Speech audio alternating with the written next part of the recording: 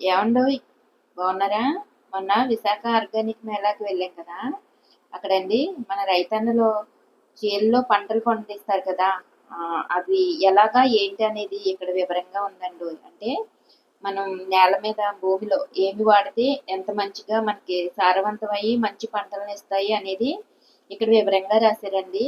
ఏమేమి ఎలా పండించుకోవాలి అనేది కూడా ఇక్కడ ఉంది. అంటే మన గో ఆధారితంగా వ్యవసాయం ఎలా చేయొచ్చు అనేది ఇక్కడ అన్ని రాసి పెట్టారండి.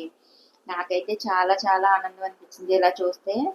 ఈ విధానంలో కనుక మనం పంటలు పండించినట్టయితే ఎటువంటి కెమికల్స్ వాడకుండా మంచి ఆరోగ్యకరమైన తిండి తింటూ ఆరోగ్యంగా ఉండొచ్చని నా అభిప్రాయం కూడానండి. ఇక్కడ బాధ పెట్టే విషయం ఏం జరిగింది అంటే అండి, ఎవరో ఒక ఆయన, అంటే అంత పెద్ద వయసు ఏం కాదు, ఇద్దరు చిన్నపిల్లల్ని తీసుకొని వచ్చాడండి ఇక్కడికి. నేను ఇలా వీడియో తీసుకుంటే పక్క నుంచి వాళ్ళకి ఏదో చెప్తున్నాడు. ఏంటా అని వింటుంటే ఏం చెప్తున్నాడు చూసారా?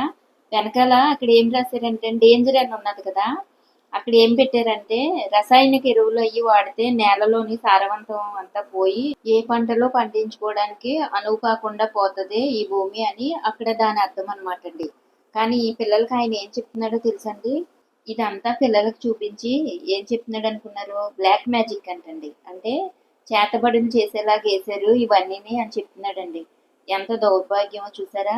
అంటే ఇంత పెద్ద పదాన్ని వాడచ్చో లేదో నాకు తెలియదు కానీ నెత్తి నూరు కొట్టుకొని ఆర్గానిక్ వ్యవసాయం అంటే అతనికి అలా అర్థమైందండి. పిల్లలకు కూడా అలానే చెప్తున్నారు.